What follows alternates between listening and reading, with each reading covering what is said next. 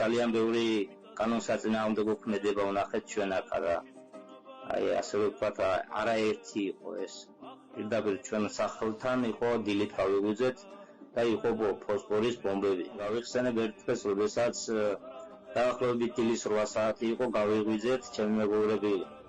ჩაისვამდნენ იცინოდნენ პოზიტიური დილა იყო მე გადავწყვიტე ახალი პოზიციის მოძებნა რადგან იქიდან წინა დღეს გასროლა გავაკეთე და სამწუხაროდ წავიდა კაბელებზე ასე ვთქვათ დიდი ბოძი იყო ელექტროკამტარი რაკეტასროლად არ წავიდა და მეორე დღეს ვეძებდი დილის 8 საათზე პოზიციას როდესაც შემოვიდა რუსული ინსტრიქიტელი ჩემდა საბედნიეროდ პირდაპირ შუა გზაში მიმავალი ვესრულე და ზუსტად 5 წუთში გადმოსცეს ასე ვთქვათ რაზვედკაში რომ ეს და ეს აპრენეპადი უკვე ჩამოვარდა მე დავუდასტურე რომ პოზიცია სრულად გავაკეთე ძალიან გამეხარდა რადგან ეს ინსტრიქიტელის ჩამოგდება ცოტა არ იყოს ძალიან რთული და ძნელი საქმე რადგან მისი სისწრაფე არის ძალიან დიდი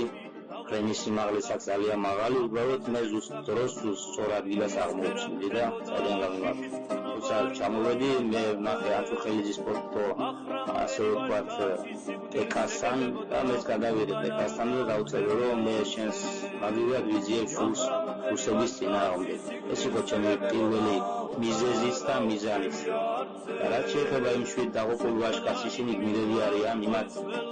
უკრაინისთვის კი არ გაწიდეს და იმათ გაწიდეს საქართველოსთვის არის мотивация არის შემართება რომელიც აუცილებლად იქნება გამარჯვების ხაზთან მიახლოვებული და